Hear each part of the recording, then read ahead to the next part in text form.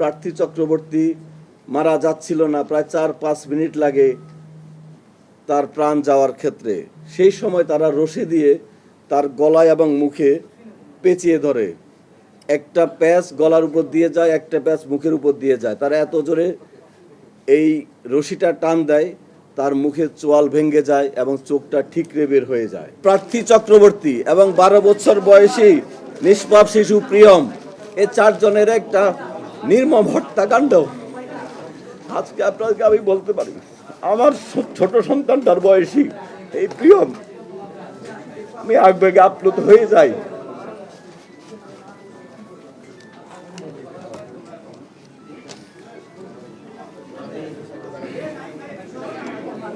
এই হত্যাকাণ্ডের পরে আমাদের রংপুর মেট্রোপলিটন পুলিশ, আমাদের সিআইডি টিম, এখানে সুমিত আছেন, আমাদের ডিবির নরেশ, আমাদের এডিশনাল কমিশনার নরেশ আছেন, আমাদের সনাতন ডিবির টিম সহ আমাদের পুলিশের সকল সংস্থা, গোয়েন্দা সংস্থা, মিডিয়া কর্মী, সমাজকর্মী, সকলের সম্মিলিত প্রচেষ্টায় আমরা অত্যন্ত অল্প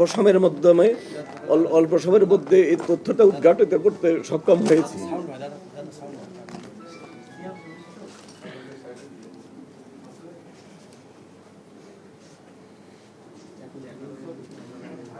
এখানে গণপতি চক্রবর্তী স্যার ছিলেন একটা সম্মানিত লোক।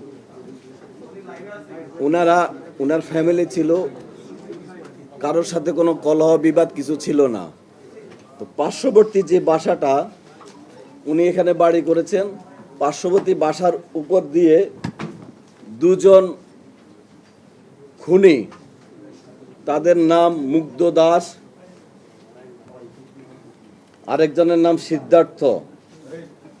মুগ্ধ দাস এবং সিদ্ধার্থ পাশের বিল্ডিং এর উপর দিয়ে ওনাদের ছাদে আসে। ছাদে এসে, এটা বৃহস্পতিবার দিবাগত শেষ রাতে, তারা দুইজন সম্পর্কে মামাতো ভাই। ছাদে এসে ওই ছাদে বসে তারা নেশা করে, ইয়াবা সেবন করে। ইয়াবা সেবন করাকালীন গণপতি স্যার, আমাদের ভিকটিম গণপতি চক্রবর্তী স্যার যখন উপরে সাউন্ড শুনে তিনি উপরে যান। খালি গায়ে ছিলেন, কাঁধে একটা গামছা ছিল। তিনি ওদেরকে ওনার ছাদে বসে আড্ডা দেওয়ার ব্যাপারে জিজ্ঞাসা করলে, চ্যালেঞ্জ করলে, ওই দুইজন খুনি, তারা যেটা আমি কথা বলেছি আসামিদের সাথে, আসামিরা তাদের পরিচয় প্রকাশ না করার জন্য, সমাজে তাদের যেন পরিচয় প্রকাশ না হয়ে যায়, তাৎক্ষণিকভাবে ওই স্যারের গলায় যে গামছাটা ছিল সেই গামছা দিয়ে পেঁচিয়ে উনাকে সেখানে হত্যা করেন। গণপতি চক্রবর্তী স্যার যখন স্যারকে খুন করা হচ্ছে তখন উনি বাঁচার জন্য আপ্রাণ চেষ্টা করে এবং কিছু শব্দ হয়। শব্দ শুনে গণপতি চক্রবর্তী স্যারের স্ত্রী প্রীতিলতা চক্রবর্তী ওরফে ভোলা, এই ম্যাডাম উপরে আসার চেষ্টা করেন। উপরে আসার সময় ওই দুইজন খুনি উনাকে সিঁড়ির মধ্যেই গলায় গামছা পেঁচিয়ে, সেখানে ছাদের উপরে কাপড় চোপড় ছিল, পুরনো একটা গামছা পেঁচিয়ে উনাকে সিঁড়ির মধ্যে হত্যা করেন। উনার চিৎকার চেঁচামেচিতে উনার মেয়ে প্রার্থী চক্রবর্তী, বয়স 25, সে যখন এগিয়ে আসে, প্রার্থী চক্রবর্তীকে তারা খুন করে গামছা পেঁচিয়ে। Breaking news, Angela could circle.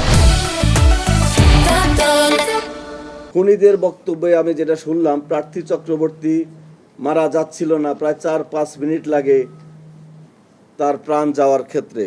সেই সময় তারা রশি দিয়ে তার গলায় এবং মুখে পেঁচিয়ে ধরে।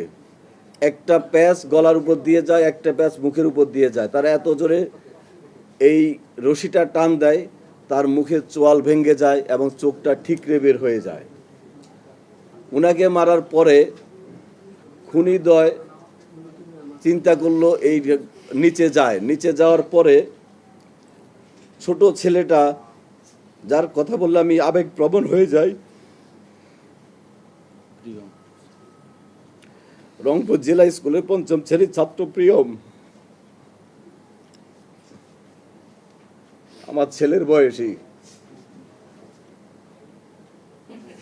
সেই প্রিয়মকে তারা গলায় কাপড় পেঁচিয়ে হত্যা করে এবং এক পর্যায়ে একটা বালিশ চাপা দিয়ে হত্যা করে। হত্যা করার পরে সকাল হয়ে যায়। এরপরে তারা ওই বাসায় ছোট ছেলেটা যে রুমে ছিল সেই রুমের বাথরুমে গোসল করে। প্রথমে সিদ্ধার্থ গোসল করে, সিদ্ধার্থ বের হওয়ার পরে মুগ্ধ গোসল করে। গোসল করার পরে তাদের ডাইনিং টেবিলে বসে তারা খেজুর খায়। সেখানে একটা বইমে খেজুর ছিল। খেজুর খাওয়ার পরে তাদের কাছে একটা পিস ইয়াবা ছিল। সেই ইয়াবা তাদের ডাইনিং টেবিলে বসে সেবন করে এবং ইয়াবার আলামত আমরা পেয়েছি। ইয়াবা সেবনের পরে সকাল হয়ে যায়, জুমার দিন ছিল। তারা অপেক্ষা করতে থাকে বাইরে লোকজন যেন কমে যায়।